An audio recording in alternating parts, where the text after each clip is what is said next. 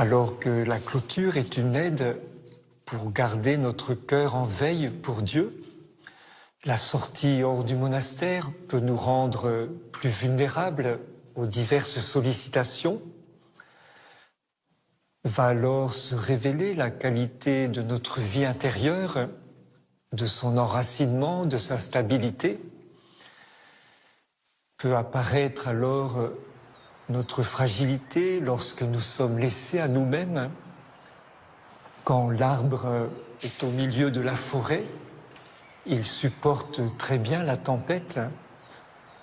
Lorsqu'il est seul dans la plaine, il est plus démuni. Doit-on en avoir peur? Non.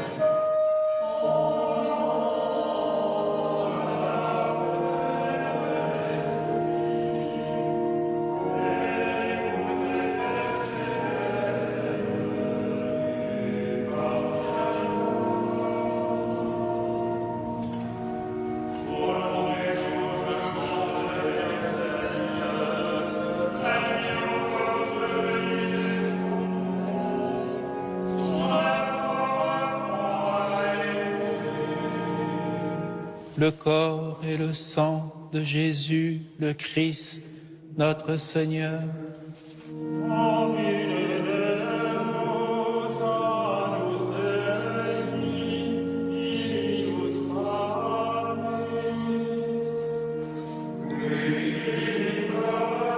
Je suis moine depuis 67 ans. Je suis entré jeune, à 18 ans, à l'abbaye de la Pierre-qui-Vire. J'ai bien entendu un appel de Dieu lorsque j'avais 12 ans, mais je ne voulais pas me faire moine. Et puis, l'appel a mûri doucement. Je suis originaire de Belgique. J'étais dentiste avant d'entrer au monastère. Quand j'étais étudiant, j'ai fait des dissections de cadavres humains. Et là, je me suis dit, mais non, la vie, si ça se termine comme ça, bêtement, sur une table de dissection, disséquée par des potaches, ça n'a pas de sens, quoi. Je savais pas trop si je tiendrais le coup, parce que j'avais eu des ennuis de santé assez importants quand j'étais adolescent. Et le fait qu'on vive ensemble dans la paix, ce qui veut pas dire sans conflit, sans frottement, mais bon, c'est vraiment une grâce de Dieu, quoi. Donc c'est un petit miracle. L'abbé est appelé à transmettre une vie qui voudrait aider chacun à s'unifier, de trouver sa propre identité profonde, son vrai bonheur, dans le don de lui-même. Être moine, c'est écouter. Je crois que le moine est plus un écoutant qu'un visionnaire. Écouter ses frères, et puis écouter son propre cœur, pour entendre le murmure de l'esprit et aussi tous les cris des femmes et des hommes d'aujourd'hui.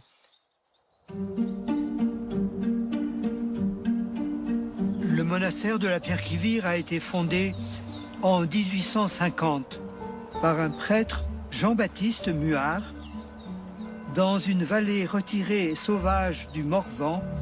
Le monastère s'est rapidement développé. Il a rejoint l'ordre bénédictin.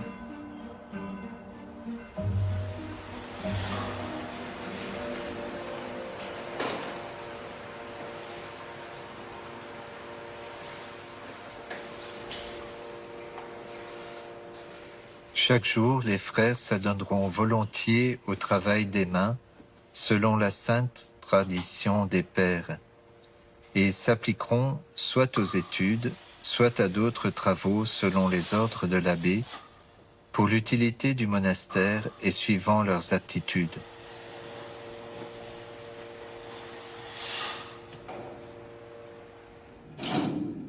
C'est seulement au XXe siècle que les monastères ont dû assurer par eux-mêmes leur économie. Le travail, nos activités nous aide à nous rendre plus humains et à nous ouvrir à l'invisible. On valorise à la fois le bien faire, on essaie de valoriser aussi le faire avec.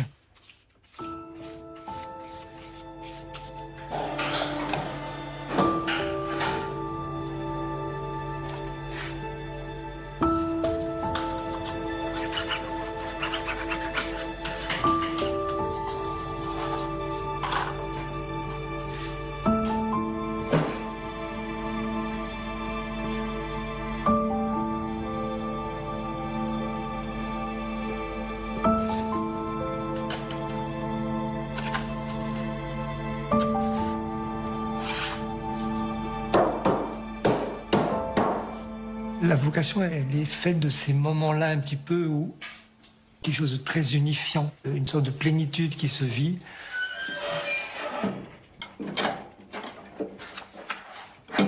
Ça peut paraître, vu de l'extérieur, comme étant quelque chose qui arrache, quelque chose qui demande du sacrifice, mais pour celui qui le vit, c'est d'abord parce que c'est heureux.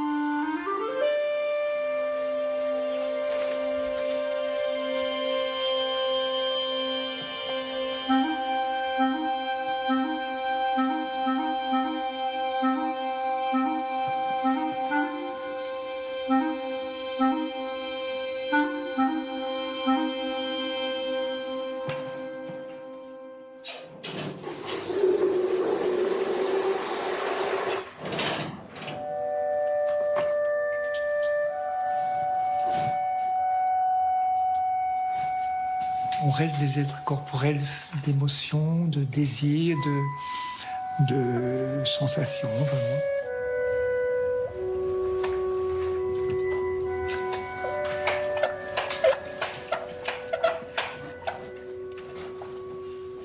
À travers cette sobriété, vigilance par rapport aux désirs ou nos besoins, il y a quelque chose d'une certaine libération qui se fait. Enfin, de prendre conscience qu'on n'est pas arrivé à ça, enfin, à nos besoins immédiats. On peut aussi prendre de la distance, quoi.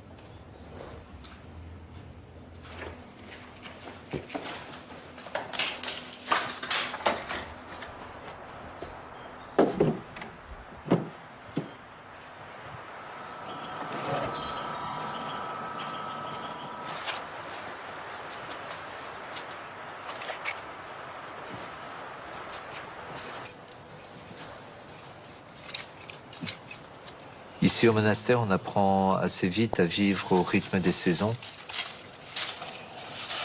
Et pour moi, c'est une occasion aussi de rendre grâce à Dieu, de remercier Dieu pour la création. Ça me parle de Dieu, la nature. La beauté de la nature me parle de Dieu. Le premier cadeau que Dieu m'a fait au monastère, ce sont des frères et une communauté. C'est peut-être une grâce de la vie monastique de ne pas se mettre au-dessus des autres. Enfin voilà, c'est la fraternité, c'est très important pour moi.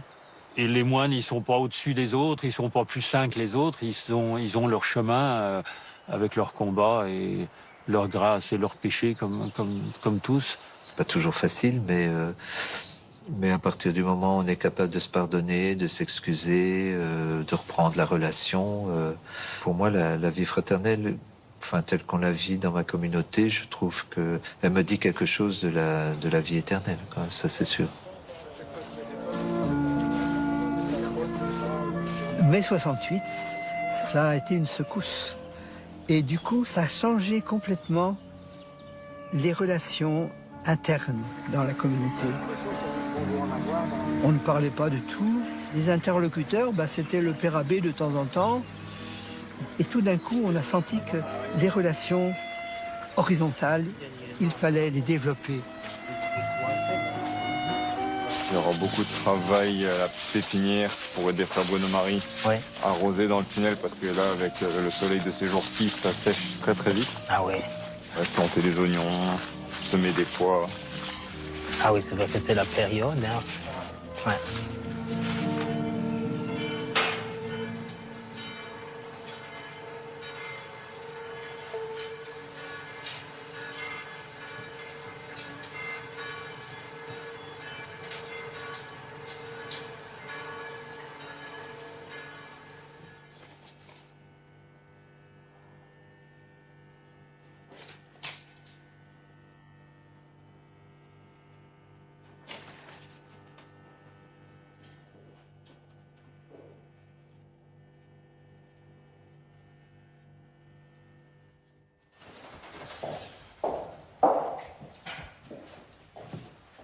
Bonjour Bénédicte. Bonjour Yves. Comment ça va bien? Vous avez bonne route? Très bonne route. La joie, elle vient aussi dans les rencontres avec des gens de l'extérieur, hein, des amis, où il y a quelque chose de profond qui se libère, où quelqu'un retrouve le chemin de la vie. Enfin voilà, tout ça, c'est des sources de joie profondes. Voilà.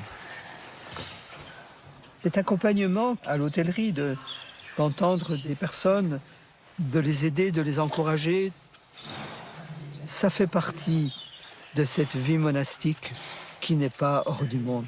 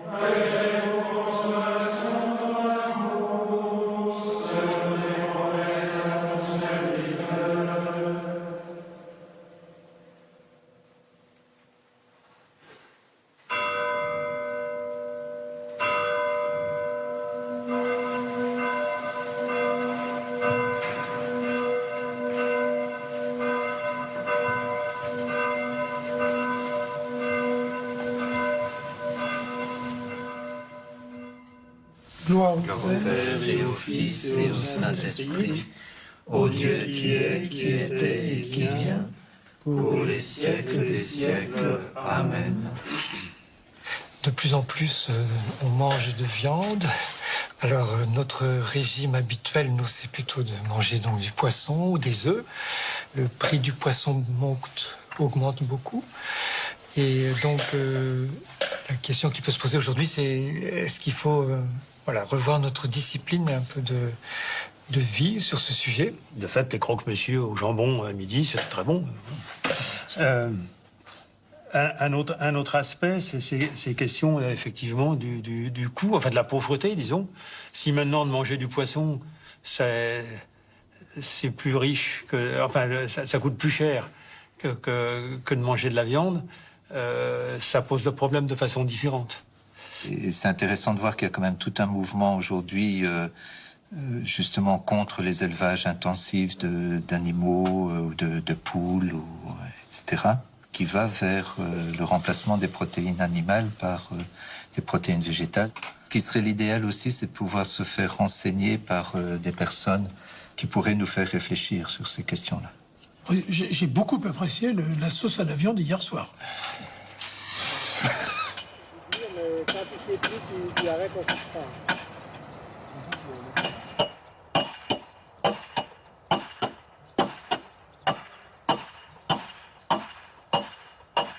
Non, arrête. Bouge encore vers toi. Encore un peu. Voilà, c'est bon. Non. Allez, derrière. Oui. Allez, vas-y, toi. Ouais. 2. Jusqu'il y a une vingtaine d'années, les eaux sales et les eaux propres, tout ça, ça allait dans la rivière, comme partout. Donc les moines, comme partout, ont pollué les rivières. Et la loi, ils obligent maintenant que les eaux sales et les eaux propres soient séparées. Donc dans les travaux qu'on a fait, des doubles canalisations, toutes les eaux de pluie vont à la rivière, c'est de l'eau propre, et toutes les eaux sales, ils viennent à la station d'épuration. Alors nous, c'est une station avec 2 bassins qui marchent avec des aérateurs, et le but, ce sont les, vous voyez, vous entendez? Et ce sont les microbes, les bactéries anaérobies qui décomposent la matière.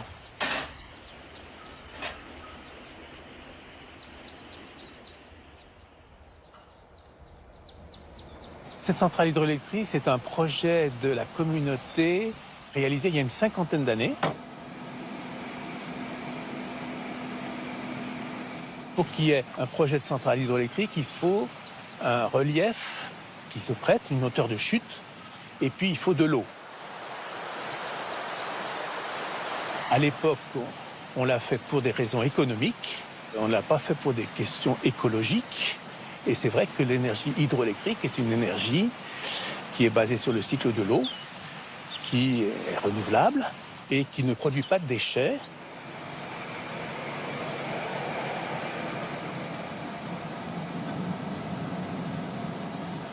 Au passage, on consomme les besoins de l'abbaye, mais tout ce qui est au-dessus est revendu et ça fait des recettes pour l'abbaye.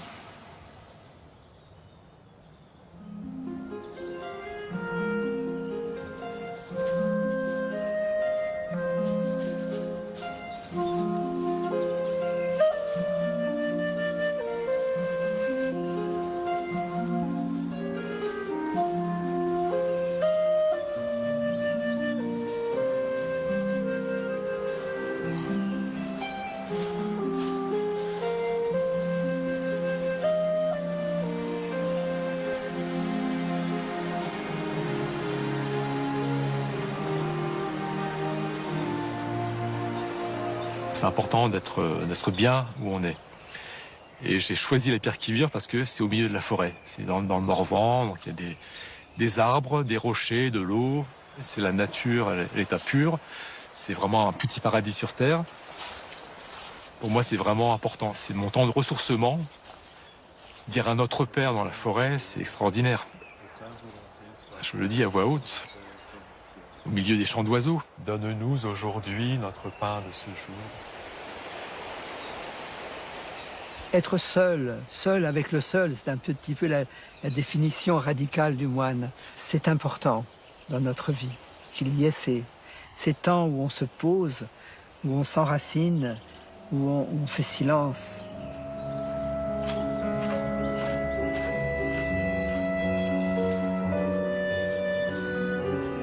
L'endroit préféré, je dirais tout de suite, c'est le cimetière.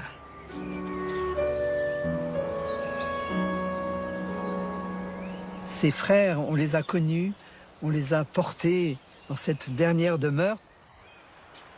C'est un lieu finalement habité.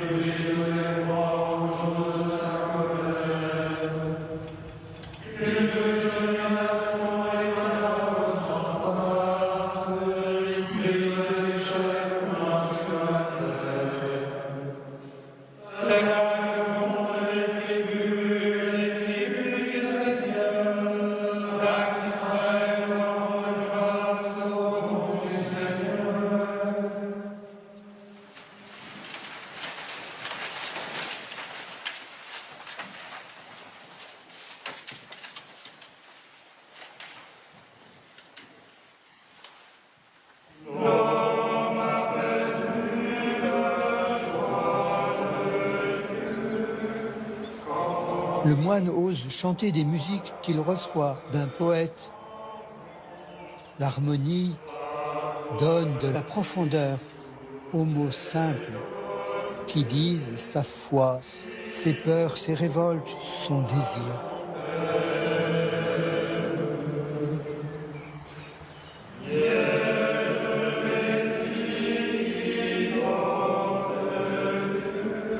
Le jaillissement de sa voix se perd dans l'infini, dans l'éternité.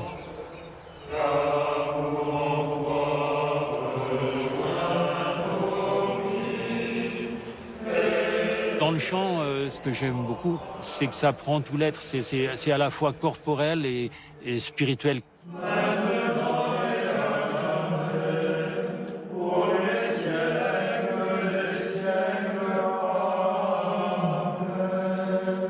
Très bien. Pour moi, c'est une source de joie aussi. Alors donc, ça libère des choses. Ça libère. Ce qui rend heureux libère.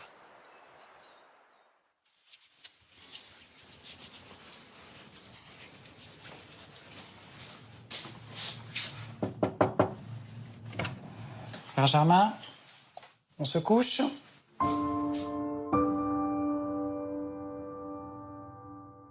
Tu prends ton médicament que t'aimes pas? N'importe.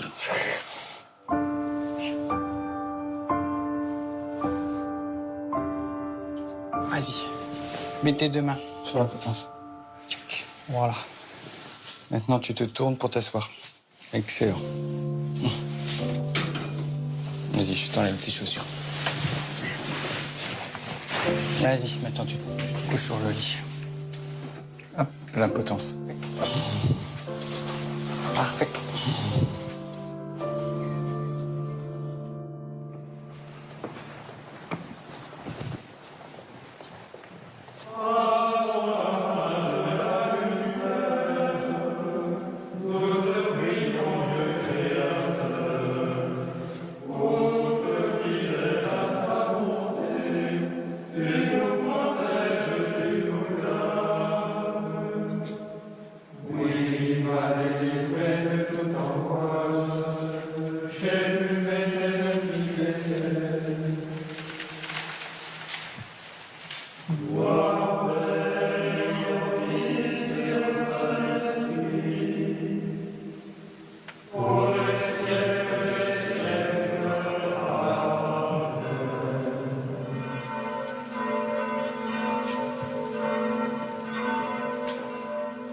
Qu'est-ce qui fait la beauté de l'invisible? Qu'il y a un regard qui finalement va plus loin que nos yeux de chair.